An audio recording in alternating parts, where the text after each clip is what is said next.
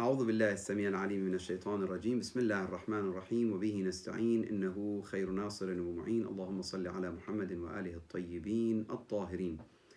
On était en train de discuter toujours sur les qualités des pieux à travers les propos de Amir al-Mu'minin, le prince des croyants, Amir al-Mu'minin, l'imam Ali alayhi salam. Nous sommes arrivés à cette partie, Tarahu qariban amaluh qalilan zalaluh. Puis il dit خاشعا قلبه قانعة نفسه منزورا أكله سهلا أمره. Ça, nous avons expliqué déjà, je ne vais pas reprendre.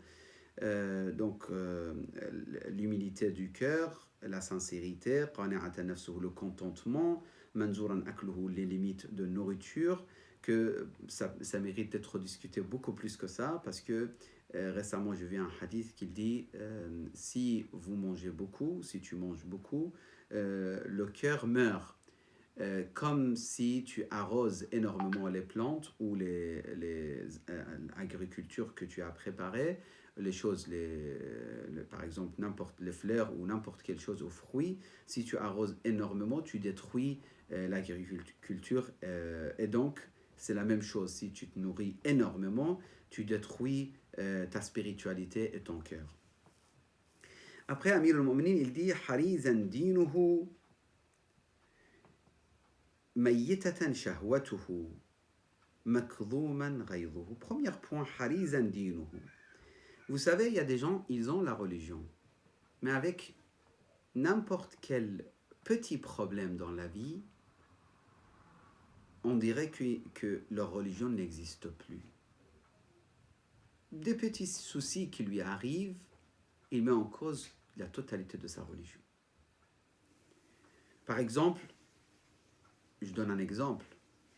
Il jeûne, il croit au siyam, il prie, il croit à la prière, il voyage avec un grand commerçant. Dans ce voyage, il lui dit, ce monsieur, ce millionnaire, et lui, il a besoin de l'argent. Et ce millionnaire, il lui dit, je te dis une vérité, moi, je ne supporte pas les gens qui prient. Je les trouve bizarres, je les trouve ridicules. Ça y est, on a compris à notre époque, c'est quoi cette histoire, les islamistes, etc. Et lui, il commence à se poser la question, comment je vais faire? Lui, il ne sait pas que je suis musulman, apparemment. Donc, est-ce que je prie, est-ce que je ne prie pas? Avec des épreuves aussi simples que ça, on voit que cette personne, il a honte de prier, il a peur de prier. Ou au lieu de travail, par exemple, son chef, il dit j'accepte personne qui prie ici, etc. Donc lui, il a peur, il dit laisse tomber, je prie toutes mes prières à la maison.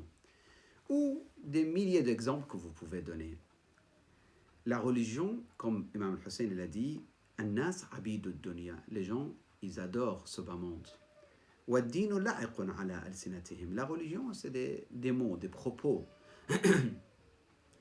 يَدُرُّونَهُ مَدَرَّتْ مَعَائِشُهُمْ فَإِذَا مُحِّصُوا بِالْبَلَاءِ قَلَّ الدَّيَانُونَ. Donc il dit, les gens, ils suivent la religion lorsque la vie est belle. Tout va bien, leur commerce, leur travail, etc. Mais فَإِذَا مُحِّصُوا بِالْبَلَاءِ, une fois qu'il y a des épreuves, où il y a des problèmes, il y a des soucis, قَلَّ الدَّيَانُونَ. On voit très peu des religieux. Alors qu'un vrai mu'min, à travers les propos de Amir al-Mu'minin, c'est celui qui a la religion très solide. Oui, il respecte tout le monde. Mais il n'a pas peur de dire « je suis telle religion, je crois à tel prophète et je respecte telle et telle règle. » Harizan dinu.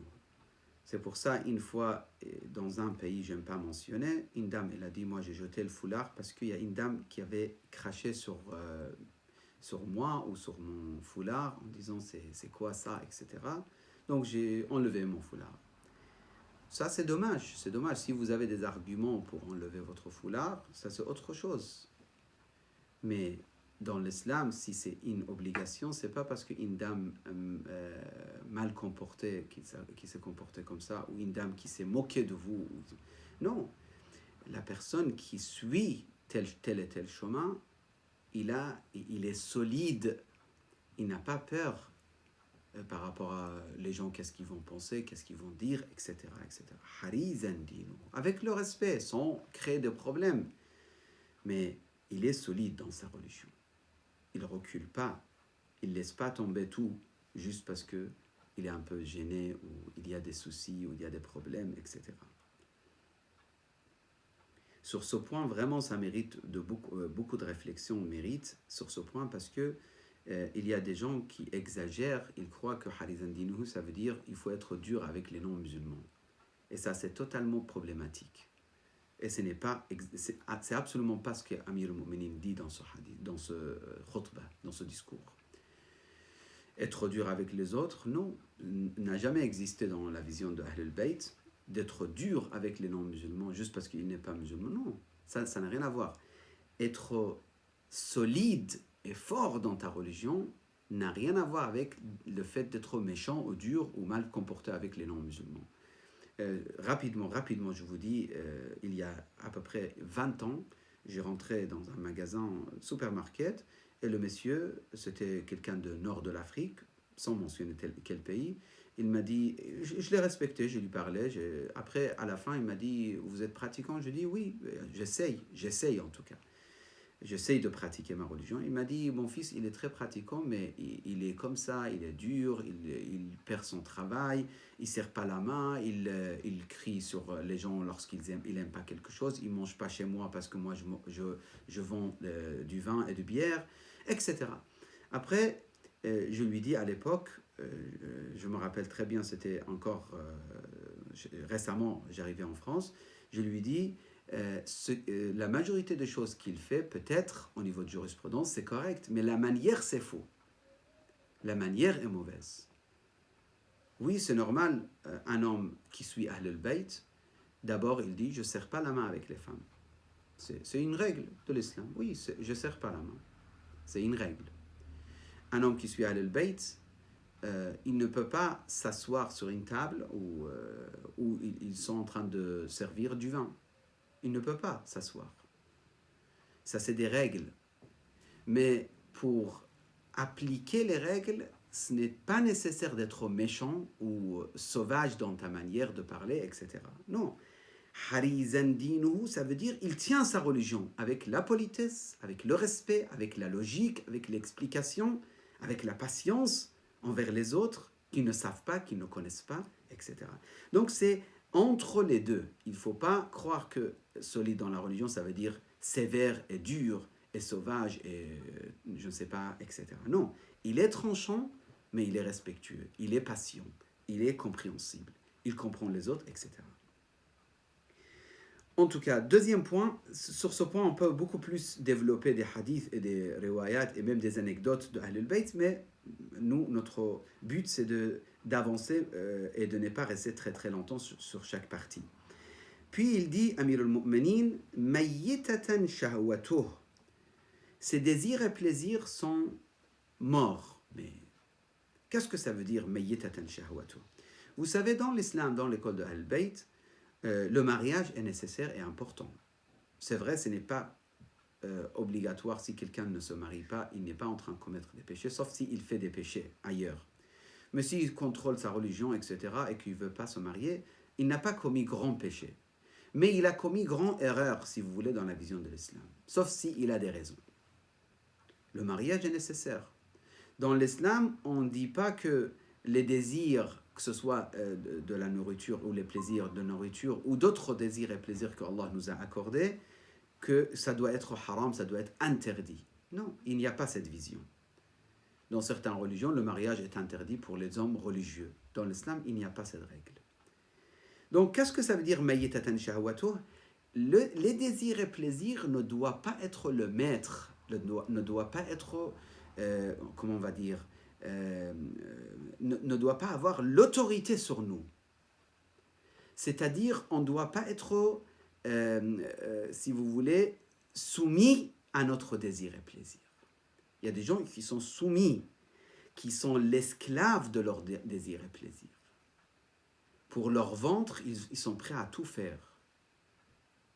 Pour leur désir charnel, ils sont prêts à tout faire. Dans l'école d'Ahl al-Bayt, on dit non, ça, ce n'est pas possible. Ça, c'est interdit pour nous.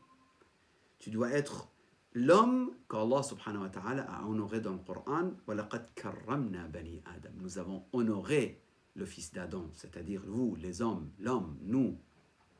Allah nous a honorés. Allah nous a donné l'aql, l'intellect ou la raison. C'est vrai, il nous a donné les désirs et plaisirs et la colère, comme les animaux. Oui, ça c'est point commun entre nous et les animaux. Mais il nous a donné aussi al-aql.